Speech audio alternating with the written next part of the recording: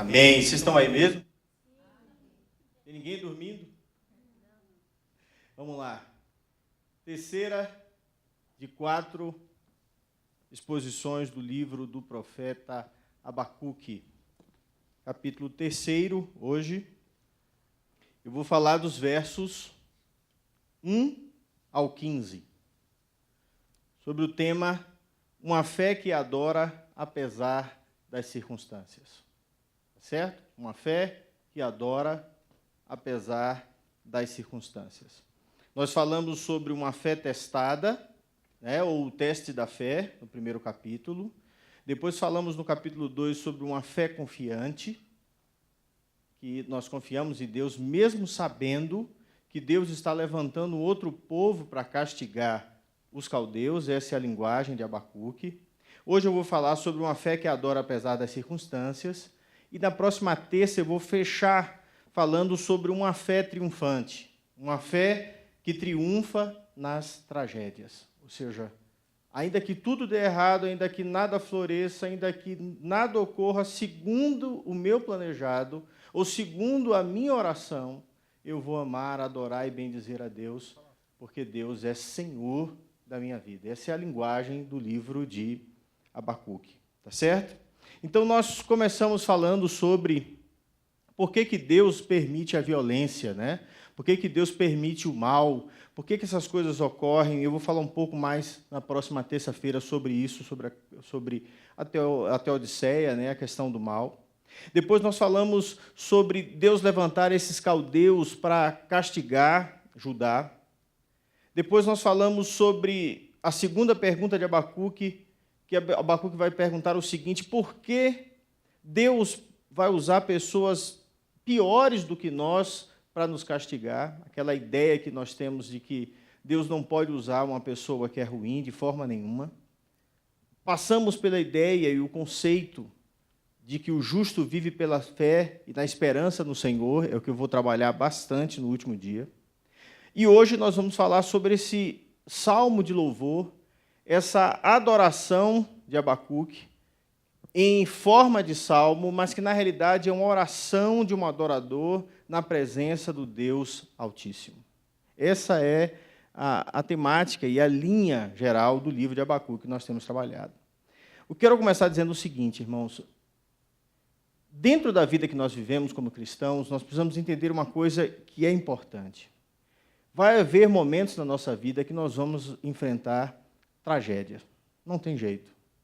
Ou alguém vai morrer, ou um sofrimento vai ocorrer. Sempre na nossa vida vai ocorrer algum tipo de tragédia. Não adianta, né? Não existe nada mais democrático no mundo do que a morte. Ela vai chegar absolutamente para todos, né? Isso pode ser uma tragédia. Mas também nós enfrentamos a tragédia das tribulações, a dificuldade das tribulações. A vida é difícil de ser vivida. E o apóstolo Paulo, escrevendo aos Romanos, ele vai nos ensinar e dizer que nós nos gloriamos nas tribulações, no sofrimento. Sabendo que a tribulação produz a paciência, desenvolve a paciência em nós. E a paciência, a experiência, ou seja, quando eu já entendi a forma de viver, quando eu já passei pelo processo do sofrimento, isso me traz experiência e depois esperança, ou seja, eu já passei por essa experiência, eu já passei por esse sofrimento e agora eu posso alcançar esperança em Deus. É aguardar dias de melhora, essa é a ideia. É a ideia de Jó, no meio do sofrimento, no capítulo 19, olhando para frente e dizendo assim: eu sei que o meu Redentor vive. Ali é a esperança. Ali ele desejando um momento melhor. É o momento, ele já está antevendo o seu Redentor chegando para lhe render, para lhe salvar, para lhe tirar daquele tormento. Então a linguagem do apóstolo Paulo é essa. E a esperança não traz confusão, porquanto o amor de Deus está derramado em nossos corações pelo Espírito Santo que nos foi dado. Na linguagem de que Deus tem cuidado de nós, ainda que seja no meio da tribulação e no meio do sofrimento. Eu vou falar um pouco mais sobre isso na semana que vem. Nós enfrentamos, então, várias tribulações, vários sofrimentos na vida, né? Nascer é sofrimento. A criança sofre para sair do útero da mãe, não é verdade? ela tem, eu não lembro a dor, não sei se vocês lembram, mas quando um pulmão ele enche de ar, é uma dor tremenda. É por isso que a criança grita e chora, né? Eu não sei vocês, mas eu não lembro da dor, mas eu sei que dói muito, né? Então, esse sofrimento, o cortar o cordão umbilical, o aprender a se alimentar, o ser tirado do seio da mãe, o começar a andar, a convivência, todas as relações humanas são sofrimento, porque você precisa se afastar dos seus pais para ir para a escola, depois você sofre porque você tem que dividir as coisas com os outros, e assim sucessivamente, até você sair de casa, até você conviver com as pessoas. Então, a linguagem de que a vida também é um pouco de sofrimento, e que o sofrimento nos forma enquanto pessoas, enquanto caráter. Por exemplo, a vida de José é uma vida que foi forjada no sofrimento. E é muito bonito você ver o que Deus transformou da vida de José, apesar de tanto sofrimento na vida daquele homem. Ele chega a um estágio de ser primeiro-ministro lá no Egito. Então, nós temos essas várias tribulações da vida que nos é difícil, mas ainda assim nós suportamos e passamos. Nós também enfrentamos a tragédia e a dificuldade da perseguição, irmãos. O apóstolo Paulo fala sobre isso. Ele disse o seguinte, lembrando das palavras de Cristo, ele diz: porque a vós foi dado o privilégio de não apenas crer em Cristo, mas também de sofrer por Ele, de padecer por Ele. Ele fala isso aos Filipenses no capítulo 1, verso 29, mostrando que faz parte da vida do cristão sofrer. Faz parte do servo de Deus passar pelo lapidar de Deus, pelo tratamento de Deus, pelo fogo purificador. Deus é fogo consumidor. É fogo que purifica do pecado. E ninguém vem a dizer que passar pelo fogo é algo que não dói. Tá certo? Então, a linguagem é essa. E a perseguição ela é muito difícil, porque ela traz muito sofrimento. O próprio Senhor Jesus nos ensinou, ele disse: se o mundo os odeia, tenham em mente que antes odiou a mim. Se me perseguiram, também perseguirão vocês. Se obedeceram a minha palavra, também obedecerão a de vocês. Mas isso aconteceu para que se cumprisse o que está escrito na lei deles, ou seja, odiaram-me sem razão, disse Jesus. Então, a linguagem de que o mundo nos odeia também nos traz sofrimento, perseguição. Quantos cristãos são mortos, irmãos? Quanta gente é morta pelo simples fato de ser cristão no mundo árabe, em várias regiões do mundo, Indonésia e tantos outros lugares. Só o fato de você ser cristão é o suficiente para que você morra. Mas a história que nós temos estudado aqui é interessante porque o profeta Abacuque, ele vai sofrer uma tragédia do juízo de Deus contra Judá por causa do pecado. E aqui é algo importante nós entendermos. Deus, olhando para o seu povo, que ele separou, que ele tratou, que ele cuidou, que ele fez com que fosse um povo santificado, um povo exclusivamente seu, em vez de viver segundo a sua vontade, estava vivendo segundo o coração deles, segundo a vontade deles, e desviando-se daquilo que Deus determinou. A violência não é só a violência que estava vindo dos caldeus, mas era o próprio povo que havia violência no meio dele, havia injustiça, né? Havia o rico oprimindo o pobre. Se nós lermos o livro de Neemias, nós vamos ver, irmãos, que os pobres estavam passando necessidade, eles pediam dinheiro aos ricos, os ricos emprestavam dinheiro, como não houve colheita, eles não tinham como pagar, os ricos tomavam as filhas e os filhos e usavam como escravos. Agora, pare e pense se isso é possível dentro do povo de Deus. O próprio povo escravizando o próprio povo de Israel. Então, a linguagem é que Deus estava absolutamente triste com que tudo que estava ocorrendo dentro. E observe que aqui é um período que está muito pior do que no período de Neemias, que é um período de reconstrução, de avivamento, um período em que o povo está se arrependendo dos seus pecados, inclusive desses, de escravizar o povo de Deus. Então, aqui, ele está olhando para Deus e vendo a mão pesada de Deus vindo contra Judá, contra Israel. O que nós precisamos perceber é que a forma como Deus responde a Abacuque, dizendo que a tragédia vem, e a reação de Abacuque para com Deus nos dá a resposta de como nós devemos adorar a Deus quando a tragédia nos atinge, quando a dificuldade se nos chega, quando nós encontramos uma sinuca e nós não temos mais para onde ir, a não ser nos quedar aos pés do Senhor. O fato de que o capítulo 3, irmãos, é uma oração diante do Senhor e é colocado de tal forma que o coração do profeta está na presença do Senhor. A oração dele aqui, irmãos, é em prol do povo, para que Deus possa renovar ou reavivar os seus atos de salvação e o seu poder no meio do povo no decorrer dos anos. É um profeta vendo o que Deus vai fazer, é um profeta olhando para um povo que está vivendo dissolutamente, vendo a mão de Deus e dizendo: Deus, tenha misericórdia. Deus, venha com a sua mão poderosa de amor. É como Davi no Salmo 25 dizendo: Deus não olha para nós com o teu olhar de quem vê os pecados da minha mocidade, mas olha para mim, Senhor, com o teu olhar de misericórdia. Clamando a misericórdia de Deus sobre a vida dele, Davi está fazendo isso, e é a mesma oração diante de Deus que o profeta Abacuque está fazendo em prol do povo. Aqui, irmãos, nós precisamos entender que na oração, Abacuque, ele vai gloriar-se na garantia de que Deus é misericordioso.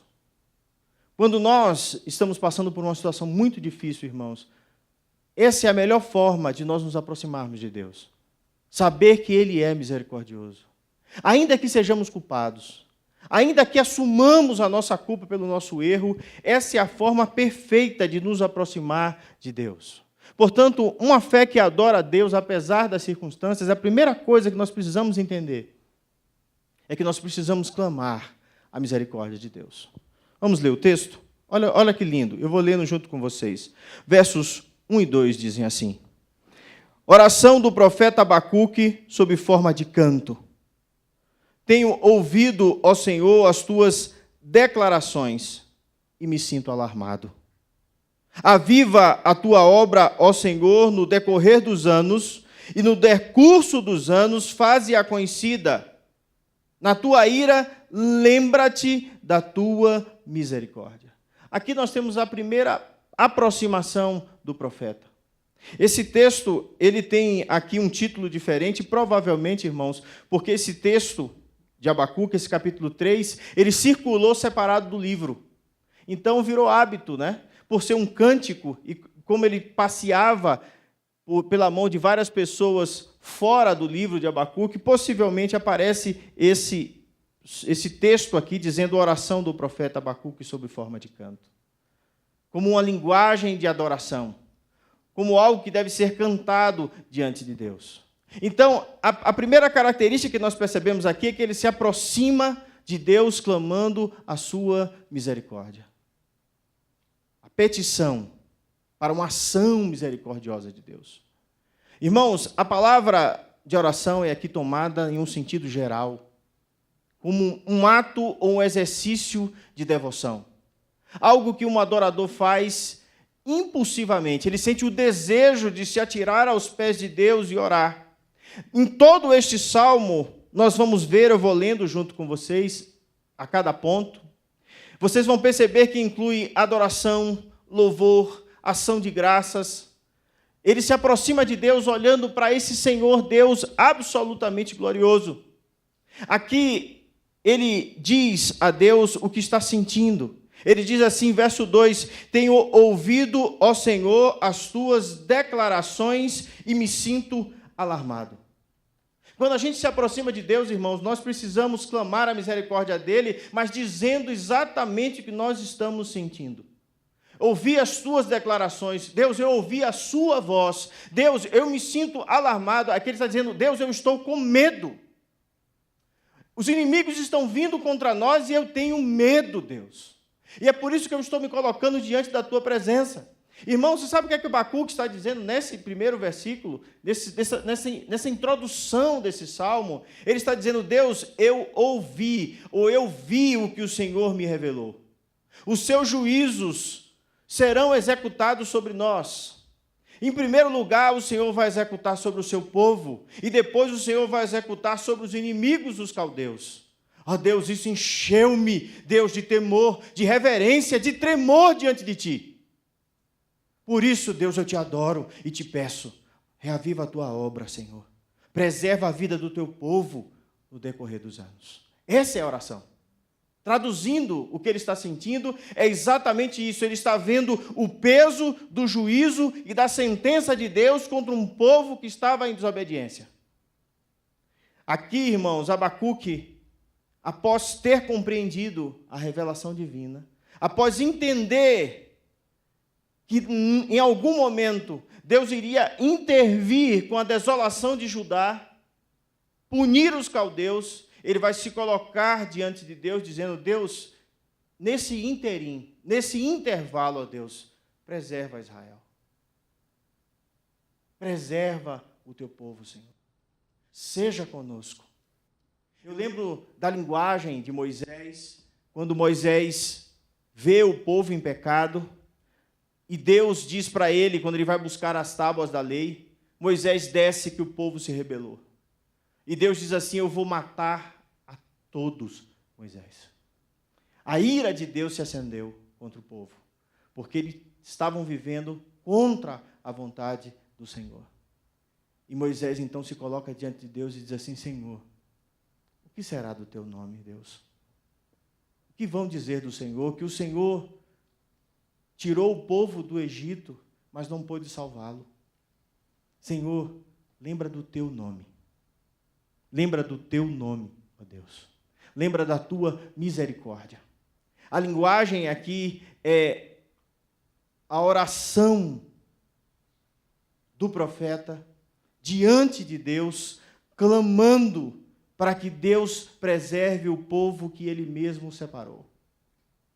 Abacuque clama a Deus por graça, para que ele mantenha acesa a chama no coração do povo, junto às águas da tribulação e do sofrimento que eles têm que passar. Pense você, se você pudesse ver o seu futuro e saber o que iria acontecer com a sua casa nos próximos anos.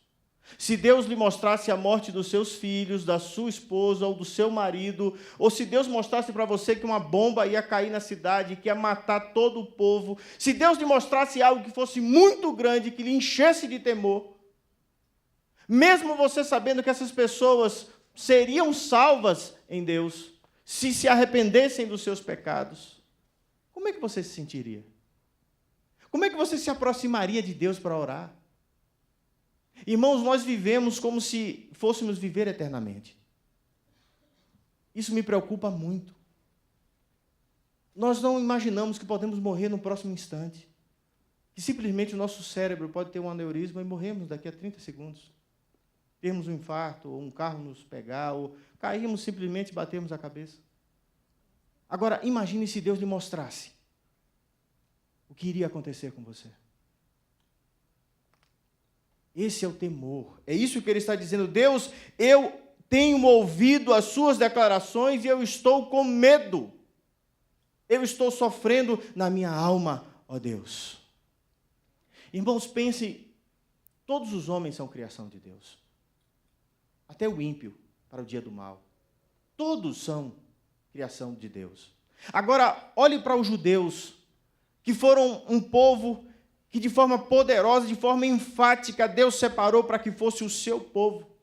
Um povo em que Deus interviu tantas vezes de forma extraordinária, que Deus preservou tantas vezes, e agora Ele está dizendo: eu vou contra vocês. Um povo que Ele levantou e disse: é um povo peculiar meu, é regido pelas minhas leis, pelo meu amor, e agora eu vou punir este povo. É por isso que Abacuque vai dizer aqui no verso 2, irmãos: lembra-te da tua misericórdia. Logo depois ele dizer: faze-a conhecida no decorrer dos anos a tua obra, o teu poder, o que o Senhor tem feito no meio de nós. Lembra-te da tua misericórdia e não cessa o que o Senhor tem feito no meio da história. Aqui, lembra da tua misericórdia, Abacuque está dizendo, mesmo no meio do sofrimento, mesmo no meio da calamidade, mesmo no meio do afastamento de Israel, mesmo, Senhor, o Senhor cheio de indignação, eu quero te pedir que o Senhor se lembre da sua misericórdia. Irmãos, Deus, ele tem o direito. É o único que tem o direito de nos punir. Se vocês lembrarem bem, quando trazem aquela mulher adúltera e colocam na presença de Jesus, e falam que ela deveria ser apedrejada porque foi pega em flagrante adultério, a linguagem é que a única pessoa que poderia pegar uma pedra e acertar a testa daquela mulher era Cristo. Mas Jesus é justamente aquele que vai mostrar que a misericórdia de Deus alcança o pecador. Ele olha para aquela mulher e diz assim: olha, quem não tiver pecado, que atire a primeira pedra. Numa linguagem de colocar todos os homens no mesmo lugar. Nós temos a tendência de olhar para os caldeus e olhar para os judeus e dizer: olha, não, esses são melhores, ou esses são o povo de Deus. Não, irmãos, todos são pecadores. A diferença, e muito mais grave, é que Israel conhecia a Deus, conhecia a sua lei, conhecia o seu amor, conhecia a sua libertação e não estava vivendo. Portanto, é muito pior, é muito mais há dolo no coração de Israel. Então Deus diz que, a palavra de Deus diz que todos saíram sem atirar pedra. Jesus olha para aquela mulher e diz: então levanta, moça, vai e não peques mais. Deus é misericordioso. Mas mesmo com essa misericórdia, o que ele está vendo é um Deus furioso e poderoso vindo contra Israel. Então ele vai dizer: Deus, como o Senhor fez no passado, como o Senhor superou os nossos inimigos, como o Senhor nos livrou no passado, faz hoje, do mesmo jeito, como o Senhor fez outrora. Resumindo, Senhor, eu vi o teu relatório, eu vi o que o Senhor tem dito, eu estou percebendo que o que vai ocorrer para nós é cativeiro. Então ele diz assim: eu estou com dor, eu estou sofrendo, Senhor, por causa da tua obra, por causa do povo judeu. No meio dos anos, Deus vem reavivá-lo, vem reanimá-lo. Ou seja, vem restaurar os judeus à sua terra antes dos anos designados para o seu cativeiro, antes que seja expirado o tempo. No meio dos anos, mostra a sua compaixão, na sua ira, lembra da tua misericórdia. No meu coração, você sabe o que eu acho? Que Abacuque está orando, ele já está dizendo assim: Deus, o povo vai sofrer no cativeiro. Jeremias já tinha dito que são 70 anos de sofrimento. Mas ele já está orando, já está clamando a Deus antes. Nos traz de volta, cuida de nós. Reaviva os nossos corações, e há um avivamento realmente lá dentro do cativeiro. Então, primeiro, irmãos, quando estamos num período difícil, em que as circunstâncias são terríveis, em que até mesmo a mão de Deus está pesando sobre nós, o melhor caminho é clamar a misericórdia de Deus. Pedir que Ele seja misericordioso conosco. Dizer que estamos com medo, dizer que estamos sofrendo, e pedir que Ele faça de forma potentosa e contínua, ou seja, no decorrer dos anos, a sua mão esteja sobre nós. Pensando em nós mesmos, é como se eu estivesse orando assim: Deus, não me alivia agora somente. Me dá, no decorrer da minha vida, a tua mão sobre mim, a sua misericórdia, até o dia que eu esteja com o Senhor definitivamente. Não é pedindo somente por livramento de um único sofrimento, mas por uma constância da mão de Deus sobre a vida do povo de Israel. Essa é a linguagem da oração e do salmo de Abacuque. Em primeiro lugar, clame a misericórdia. Segundo, relembre o passado glorioso. Irmãos, dos versos 3 a 7, ele vai tecer um louvor pela libertação de Deus no passado sobre Israel. Vamos ler juntos, versos de 3 a 7. Leiam, por favor.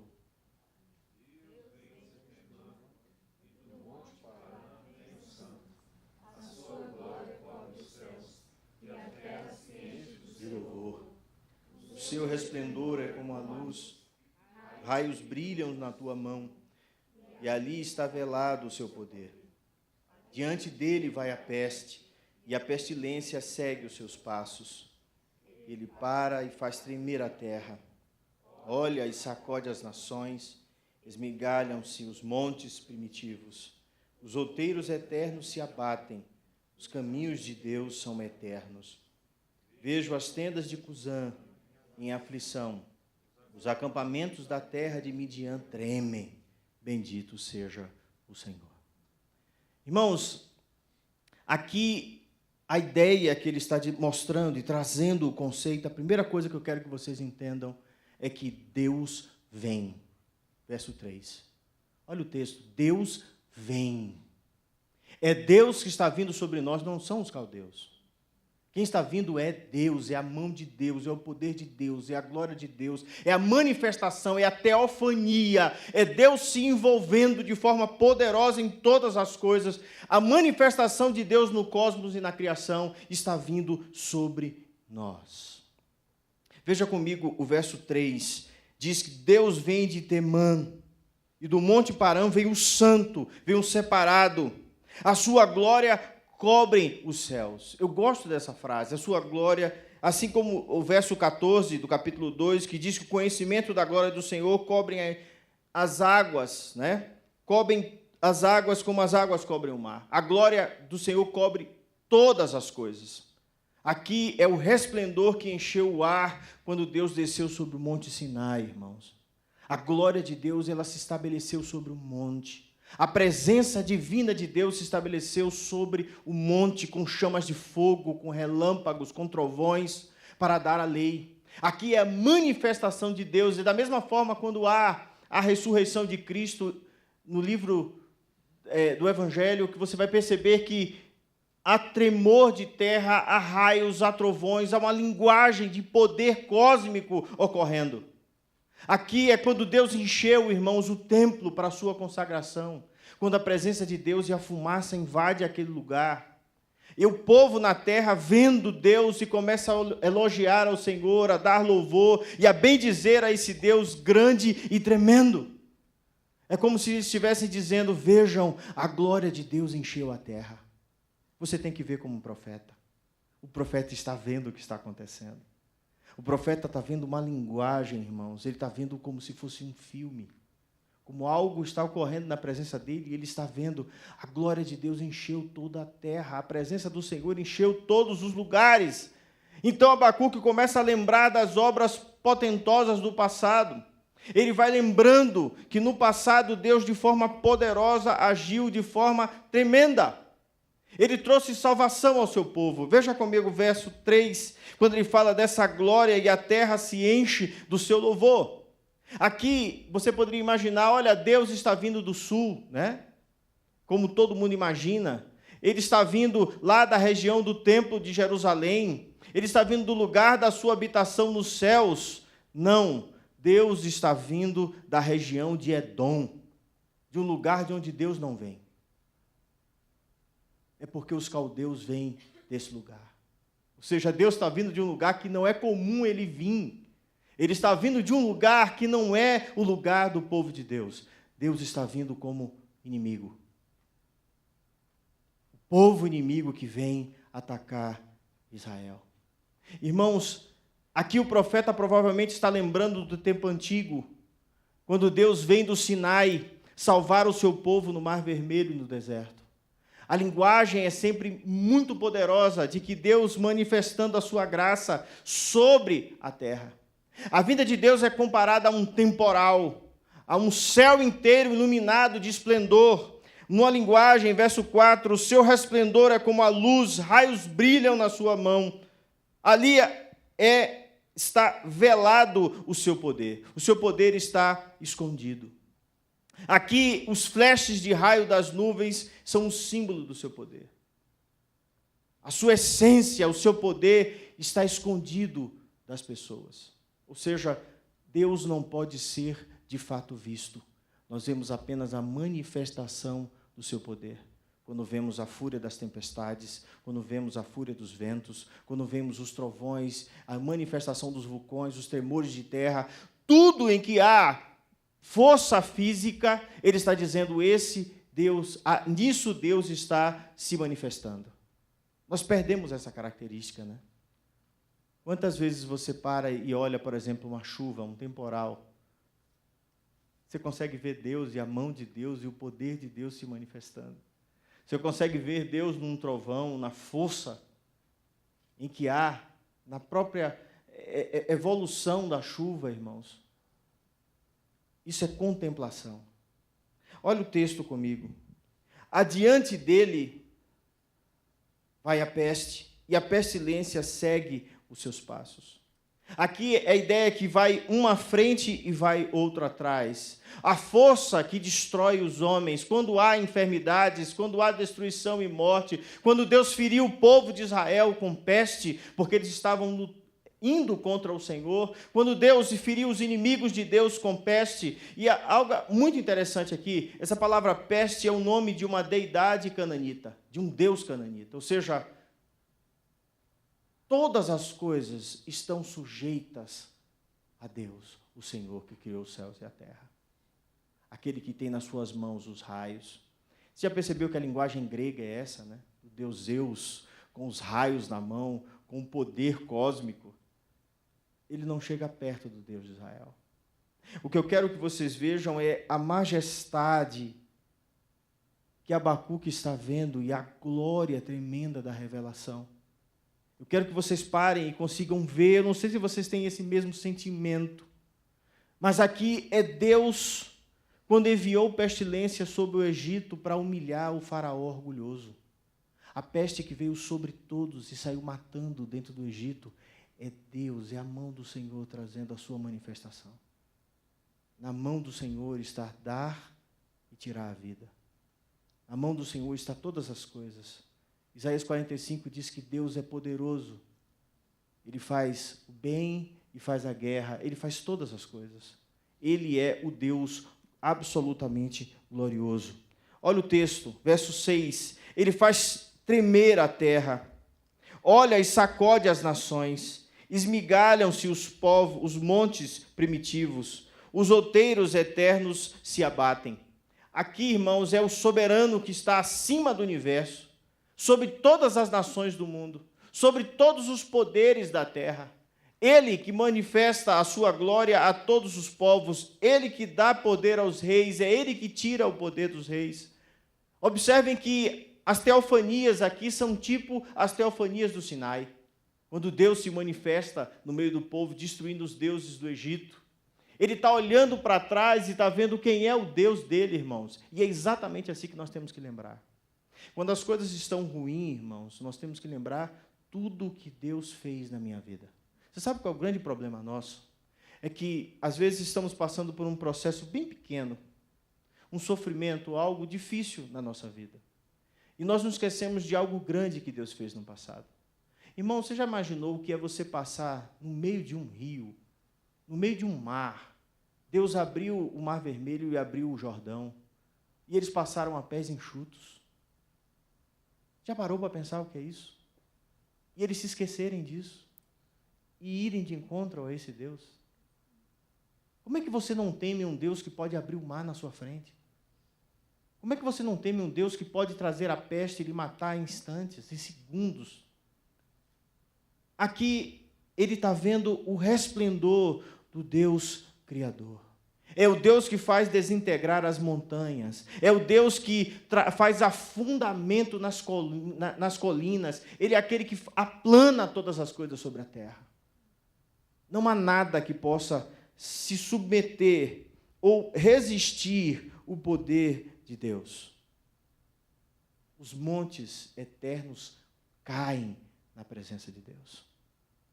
Posso dizer de outra forma, planetas inteiros caem na presença de Deus. O cosmos inteiro cai na presença desse Deus. É esse Deus que Abacuque está vendo. É esse Deus absolutamente poderoso que ele está enxergando. Então ele diz, os caminhos de Deus são eternos. Após ver o Deus glorioso, poderoso, o Deus todo cheio de poder, ele vê que nada em Deus cessa. Deus é eterno. Porque ele criou todas as coisas. Vejo as tendas de Cusã em aflição, os acampamentos da terra de Midian tremem, ou seja, Deus está chegando. O seu poder está vindo sobre nós. A palavra Cusã só aparece aqui, há quem diga que é um lugar próximo a Midian ou sinônimo de Midian. Aqui, Temã e Parã, que nós lemos antes, é próximo do Sinai, ou seja, é o lugar onde a lei foi recebida, é o lugar onde Deus se manifestou, é o lugar onde Deus mostrou a sua vontade, é o lugar onde Deus está dizendo para o povo como eles têm que viver. Então ele vem. Ele vem cumprir a sua palavra, como eu disse lá em Deuteronômio 28, quando eles foram de encontro à vontade do Senhor e o Senhor disse que traria sobre eles espada. É esse que vem, do verso 3. Deus vem sobre nós. Irmãos, olhando para esse texto, ao longo de toda a passagem, o profeta, ele preserva a mesma magnificência com que ele começa. A forma que ele está vendo Deus. Ele escolhe cada uma das imagens, ele escolhe as mais nobres possíveis, ele escolhe cada um do assunto que ele vai pregar. Ele ilustra com cores esplêndidas, com imagens, com figuras. Ele está tecendo uma ode ao Senhor de forma extremamente elevada. Qual foi a última vez que você sentou e orou desse jeito? Você ora assim: Deus, bendito seja o teu nome. Oh, meu pai, estou sofrendo tanto, estou precisando tanto de dinheiro. Oh, Deus, oh, pai, oh, minha filha está doente. Oh, Senhor, oh, minha conta. Oh, Deus, oh, o Senhor. E você vai, na realidade, você fala o tempo todo de você. O tempo todo de você. Você é incapaz de ver a glória de Cristo. Se ele aparecesse na sua frente em pé, você seria incapaz de dizer uma palavra de adoração. Porque se você não faz no momento que você está de joelho, ou no momento que você está na aflição, você não vai fazer mais hora nenhuma. Porque você não ama a Deus, você ama você. Então você coloca você.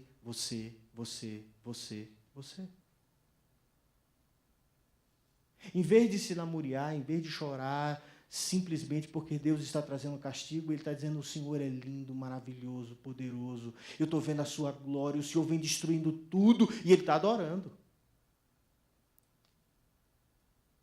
Qual é a sua postura? Como é que você se aproxima do seu Criador? O que coroa a sublimidade dessa peça que ele está escrevendo, irmãos, é a elegância em que ele demonstra a Deus como dominador da criação. Ele está dominando tudo. Deus não domina somente os homens, mas toda a criação. Observem que ele não está falando mais dos caldeus. Ele está falando desse Deus que vem manifestando o seu poder cósmico, a sua glória em todas as coisas. É por isso que Paulo vai dizer que se você olhar para o céu, você é indesculpável, porque você consegue ver a glória de Deus. Percebe como a gente perdeu essa sacada, essa adoração, essa forma de escrever louvor, de amar a Deus? Como tudo que a gente faz é repetitivo e chato, e não sincero, de alma rasgada. Quando eu leio um salmo, irmãos, eu viajo querendo ver o que o profeta está vendo. Porque senão é uma letra morta. Senão não tem sentido se você não mergulha junto com o salmista. Lembre-se que ele está escrevendo um salmo. Então aqui nós fechamos a segunda parte, entendendo e relembrando o que Deus fez. Quando as coisas estiverem difíceis, eu preciso adorar a Deus. Então primeiro eu clamo a misericórdia, depois eu relembro passado glorioso, quem é Deus e todas as coisas que Ele fez na história, mesmo sabendo que Ele está vindo contra mim. E terceiro e último lugar, e agora um texto bem mais longo, você reconhece o poder de Deus. Você reconhece quem Deus é. Você reconhece que Ele é Senhor. Vamos ler juntos os versos de 8 a 15. Diz assim: Acaso é contra os rios, Senhor, que estás irado, É contra os ribeiros a tua ira, ou contra o mar o teu furor, já que andas montado nos teus cavalos, nos teus carros de vitória? Tiras a descoberto o teu arco, e farta está a sua aljava de flechas.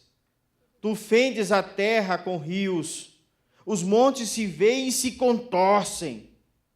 Passam torrentes de água, as profundezas do mar fazem ouvir a tua voz.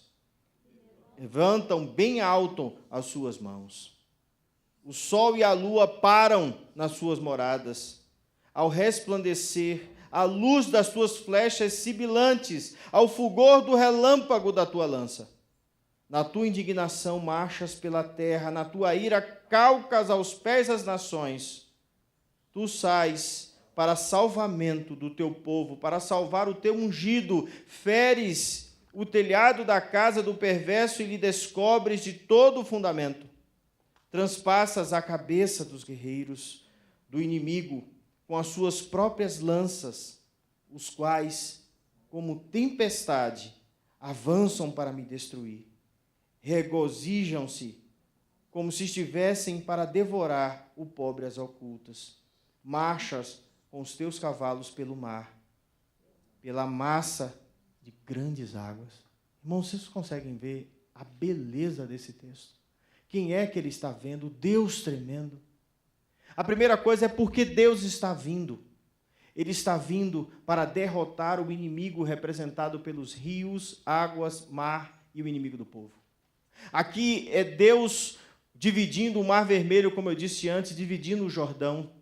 É a ideia de Deus vai tirar do caminho tudo aquilo que está impedindo a Israel. Israel chegou no momento de fuga de Faraó. E o que é que estava impedindo Israel? O Mar Vermelho. Deus tira da frente. E esse mesmo Mar Vermelho é o mar que vai descer sobre os egípcios e matar a todos. Ele está olhando e vendo a glória divina e o poder divino e como Deus se manifesta no meio da sua história. Ele diz, é acaso contra os rios, Senhor, que o Senhor está irado? Não, é contra nós e contra os caldeus. Não é contra os rios. Mas ali o Senhor mostra o seu poder, a sua glória. Aqui a ira de Deus é despejada fora, nas águas que se opõem a Israel. Mas mostra o poder glorioso desse Deus. Aqui as montanhas, elas assistem à batalha. Aqui é Deus tirando o seu arco de forma poderosa, mostrando que ele tem flecha suficiente para matar todo Israel. Todos os inimigos. A sua aljava está cheia, farta de flechas. Aí ele fala, tu fendes a terra com rios. Observe que em todo o tempo ele remete ao Deus Criador. Você sabe qual é o grande problema nosso hoje, irmãos? Eu vi um texto há poucos dias do reverendo Felipe Fontes. Ele disse que o grande problema hoje da teologia moderna é que nós esquecemos do Criador. Nós esquecemos Gênesis 1 e 2. Quase não é falado, quase não é citado. Quando você pergunta a alguém quem é Cristo, aí todo mundo começa pela cruz. Ninguém começa pelo Éden. Ele diz assim, menos pessoas ainda começam por um Deus que criou os céus e a terra. Irmãos, a grande palavra é Deus criou os céus e a terra. É o texto mais importante. Porque foi quando Deus criou e trouxe à existência tudo que não existe, que Ele mostrou quem é o Deus. E é quando o homem peca contra esse Deus, que dá o direito desse Deus fazer desse homem o que Ele disse que ia fazer. Se você me desobedecer e comer da árvore do bem e do mal, certamente morrerás. E é exatamente o que Deus vai fazer com todo aquele que desobedece a sua palavra. Percebem? Quando ele sempre traça uma linguagem de guerra, o Criador. Uma linguagem de guerra, o Criador. Uma linguagem de guerra, o Criador. Esse Deus que você não pode esquecer. Os montes te veem e se contorcem. Vocês têm ideia do que é isso? Basta você pensar num vulcão em erupção. A ideia da presença de Deus, o monte começa a fumegar com a presença divina, com a glória divina. Ele se contorce. Passam torrentes de água quando Deus se apresenta. Fazem ouvir a sua voz e levantam bem alto as suas mãos. Olha que coisa linda. Ele está dizendo, o mar levanta as mãos para adorar ao Senhor. Os montes adoram o Senhor. Todos adoram o Senhor. Israel não. E é por isso que Deus está vindo. Porque Israel parou de adorar ao Senhor. Você sabe quem Israel estava? Israel estava igual aos caldeus, que adoravam o seu próprio poder, a sua própria força, a sua própria rede. Idólatras. Olha o texto, irmãos. O sol e a lua param na sua morada. Ele está lembrando de quem aqui, irmãos? Uma batalha de Deus contra a natureza. Josué, quando ele ora e Deus para o sol, para que ele continuasse a batalha e derrotasse os seus inimigos. A linguagem é diretamente Josué 10, versos 12 a 14. Deus tem domínio sobre todas as coisas. Eu li uma coisa interessante. A NASA foi fazer um estudo para lançar os satélites. Então, eles pegaram a projeção e o movimento das estrelas e fizeram um cálculo para trás, tentando estabelecer o movimento de onde estariam os planetas no decorrer dos anos. E, quando eles fizeram um cálculo, uma máquina faz um cálculo preciso, e eles ficaram sem entender o que estava acontecendo, eles perceberam que estava faltando um dia. E eles disseram, não, tem alguma coisa, algum cálculo está errado. Aí eles refizeram o cálculo, restabeleceram o cálculo, fizeram tudo de novo e sempre dava faltando um dia. Aí um dos pesquisadores da NASA disse assim, olha, eu sou crente. E no livro de Josué diz que ele orou e o sol parou. E a lua parou. Aí eles foram olhar o texto e fizeram um cálculo. Perceberam que, de fato, poderia ser aquilo, mas eles perceberam que faltava 40 minutos. Tinham apenas 23 horas e 20 minutos. Faltava 40 minutos. Aí eles continuaram procurando. Aí o crente lembrou de novo que o rei Ezequias, quando Deus disse que ele ia viver, ele falou, Deus, se é de fato o Senhor, faz a sombra retroceder 40 graus. E a sombra deu para trás. Aí ele falou, puxa vida, eu me arrepio, é os 40 minutos que estavam faltando. Você entende quem é Deus? Você consegue ver desse jeito? Irmãos, esse é o maior texto que você pode ler na face da terra. Se não é esse Deus que você vê, a sua fé está com problema. O Deus que Abacuque está vindo ver, ele está vendo um Deus que está vindo contra ele, é o Deus que faz parar o sol. Ele me destrói.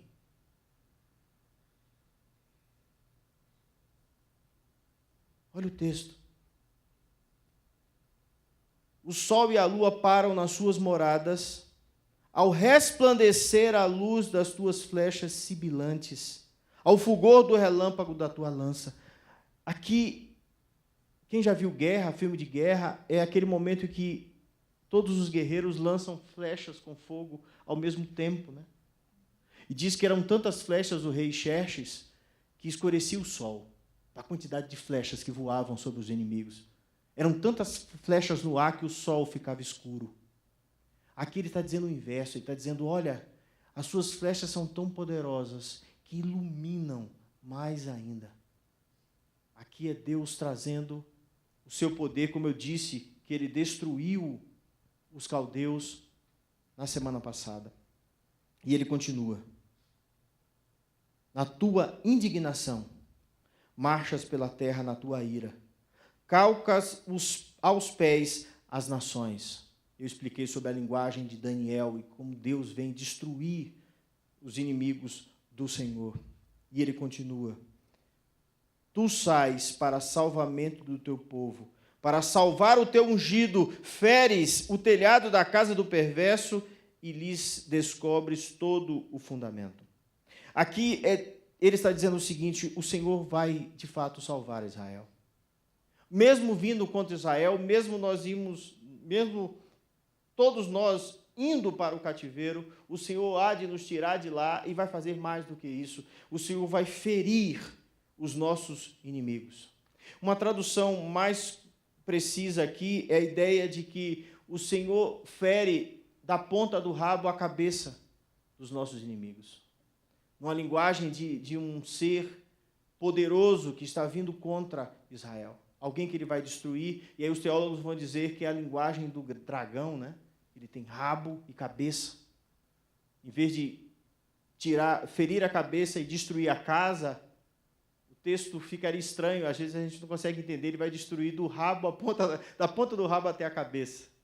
Então, há teólogos que vão dizer que aqui é uma dupla compreensão, que Deus vai destruir o inimigo das nossas almas nos últimos dias. O grande dragão, a grande Babilônia, que está em Apocalipse, uma linguagem direta com o texto de lá. Traspassas a cabeça dos guerreiros do inimigo com as suas próprias lanças. Ou seja, Deus faz com que os próprios inimigos se matem. Quantas vezes nós vemos isso na história de Israel? Quantas vezes os inimigos se levantaram uns contra os outros e Israel saiu ileso? Aqui, irmãos, o verso 13 diz que Deus vem para salvamento do seu ungido, daquele que ele separou, a ideia do rei de Israel, que Deus vem salvar ou separar e trazer a salvação. Aqui, irmãos, a resposta da fé por parte do profeta é uma indicação de que Deus está sendo adorado de forma litúrgica. Ele está num culto de adoração a Deus. Agora imagine, você tem uma visão, que Deus vai te castigar, que vai te perseguir, e você vai fazer um culto a Ele. Você vai adorar a esse Deus. Você vai bendizer esse Deus que está vindo contra você. Então, irmãos, é uma fé que adora apesar das circunstâncias. É uma fé que adora por quem Deus é. É uma fé que mostra que Deus ele é poderoso, Ele está vindo marchando sobre a terra, verso 15. Ele vem sobre o mar, Ele vem pelas massas das grandes águas. Nada segura esse Deus, nada pode impedir esse Deus. E Ele está vindo contra nós. E aqui eu quero fechar apenas citando e lembrando o que ele vai dizer aqui. Após ter essa visão, irmãos, que eu tentei descrever para vocês, ele vai partir para uma profissão de fé. Vocês lembram de Isaías no capítulo 6, quando ele vê a Deus, imediatamente ele diz: ai de mim, porque eu vi o santo. Mas logo depois ele começa a adorar a Deus. Ele pede perdão pelos pecados e ele começa a bendizer a Deus. A linguagem de que ele viu o santo, o Deus glorioso. Aqui, irmãos, Abacuque tremeu com o que viu, mas ele vai descansar na presença do Senhor. Ele vai entender que Deus ele é poderoso o suficiente para cuidar e para tratá-lo, ainda que seja no dia da angústia. Ele vai dizer: em silêncio eu vou esperar o dia da angústia. Ou seja, eu vou esperar essa visão que eu vi. Ela vai chegar. Aqui há uma mudança de atitude do profeta. Ele vai parar de indagar. Ele vai parar de brigar. Ele vai parar de se queixar. Ele vai dizer: eu vou ficar em silêncio, porque é a única coisa que eu tenho que fazer. Porque esse Deus é grande demais, é poderoso demais. Mas, contudo, eu vou descansar e esperar até que o opressor apareça, até que o dia da angústia ocorra, mas eu vou esperar na presença do meu santo Deus. Eu vou aguardar, quebrantado, o que Deus vai fazer. Como conclusão, a fé verdadeira significa amor e serviço a Deus, não importando as circunstâncias. se a sua vontade não for feita, se a batalha não foi vencida, se pelo que você lutou não ocorreu, não interessa. Deus tem que ser adorado porque Ele é aquele que fende os rios na terra. Ele é o que criou todas as coisas, Ele é o Criador e Ele merece ser adorado. É por isso que o justo, ele vive pela fé. Ele vive pela fé que ele tem em Deus, de que Deus há de salvá-lo, ainda que ele morra. Ainda que ele seja morto pelo inimigo, Deus há de me preservar. Ele é o que guarda a minha alma, como diz o Salmo 121. Ele é aquele que me guarda, eu estou guardado em Deus. Então o texto diz lá no Salmo 121, que Deus guarda a minha entrada e a minha saída. Deus guardará a minha alma. O texto não diz, Deus vai guardar o seu corpo, né? Nada vai acontecer como alguns pensam, vai acontecer, pode acontecer. Você pode sair e não voltar, mas contudo, Deus vai guardar a sua alma, ainda que você morra. Jesus disse, ainda que venhamos a morrer, ressuscitaremos, se crermos nele. A linguagem é de preservação. Portanto, o justo vive pela fé. E para viver pela fé, nós precisamos confiar em Deus e que Ele é fiel. E entender que Ele guarda a nossa vida todo o tempo. Eu quero fechar, antes de falar na próxima semana, que é um sermão muito mais gostoso, mas eu quero fechar com o que Paulo disse. Em Filipenses capítulo 4, ele diz, aprendi a adaptar-me a toda e qualquer circunstância.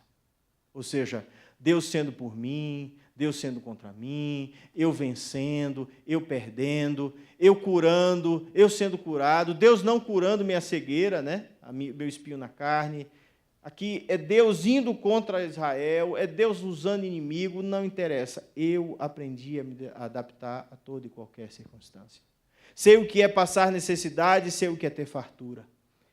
Aprendi o segredo de viver contente em toda e qualquer situação, seja em bonança, bem alimentado, seja com fome, tendo muito ou passando necessidade, tudo posso naquele que me fortalece. Abacuque chegou a esse discernimento. Eu vou ficar em silêncio, eu vou me adaptar naquilo que Deus me der, porque eu sei em quem eu tenho crido. Percebe? O que eu quero que você tire dessa noite, eu estou cansado, essa noite eu não dormi, gente. Estou gaguejando. Filho pequeno é uma bênção. A linguagem que eu quero que você guarde no seu coração essa noite é a seguinte. Experimente, sábado à noite, antes de vir para o culto a Deus. Sente com o seu caderno. Tente escrever um pouco sobre Deus. Tente olhar para Ele. Tente ver um Deus que sustenta o sol. Tente parar e olhar um pouco para esse texto e ver a magnitude desse Deus que Ele está descrevendo.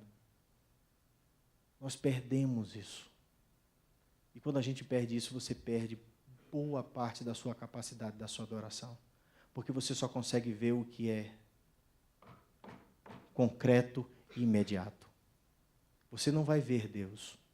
Ninguém viu.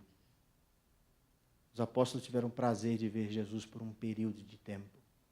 Na história, Deus se revelou rapidamente a Moisés de costas, mas ali é uma cristofania, ali eu entendo que é Jesus de costas. Você só vai ver Deus nas suas manifestações. E é exatamente onde ele está vendo Deus. Deus se manifestando na história. Agora, Deus se manifesta exatamente assim na sua vida. E você não consegue ver. Sabe aquele dia que você gira numa curva? Eu fiz uma curva de quase 90 graus a 140 por hora, sem frear, num Ford Ka com os pneus linguiça. Quando eu vi a curva, já estava em cima. Eu não freiei, eu acelerei mais. E o carro fez assim, ó. Parei mais na frente, tremendo. No escuro, de noite, na ilha de Itaparica. 2 dias depois eu estava voltando, passei no lugar. Era um despenhadeiro assim. Eu olhei e disse assim, é impossível fazer essa curva a 140 por hora. Eu falei com minha mulher, eu passei a 80 e o carro estava querendo sair da pista. A curva é assim, ó. Você vem, um retão, aí faz uma curva de repente assim. Eu estava distraído, conversando, acelerando, né? E eu fiz a curva. E eu disse para minha mulher, eu não tenho dúvida, o carro estava grudado no chão. Deus pegou o carro, igual motorama, fez assim, ó. Vai. E é isso que eu quero que você veja. E diversas outras vezes Deus já fez isso na minha vida. Eu quero que você veja a manifestação divina que você perdeu. Você só consegue ver os homens, as pessoas. Tudo que está acontecendo ao seu redor são pessoas que fazem. Os ímpios pensam assim. Os humanistas pensam assim. Que quem interfere é o homem que faz, são as escolhas humanas. Olhe para esse texto hoje, esse salmo hoje. Chegue em casa, comece a escrever sobre Deus. Faça isso no sábado à noite, para quando você chegar aqui no domingo, você ouvir o sermão e você conseguir ver Deus se manifestando. Deus se move no meio do culto. Deus está presente no nosso meio, irmãos. Não é só palavra dita, não é só sabedoria humana, não é um culto racional apenas, é um culto espiritual. Deus se manifesta na consensualidade da Trindade. Os três estão sendo adorados aqui. Quando nós adoramos aqui, nós estamos na presença do Deus Altíssimo, do Santo dos Santos. Perdemos essa característica de contemplação. Olhando para esse texto agora, eu quero que você se lembre disso. Porque na semana que vem nós vamos tratar um texto lindo, muito lindo. E vai falar sobre essa fé que triunfa na dificuldade. Mas se você perder essa imagem que eu deixei hoje na sua cabeça, você vai saborear muito pouco do que vai ser dito na semana que vem. Amém? Vamos orar? Pai do céu, obrigado, Senhor.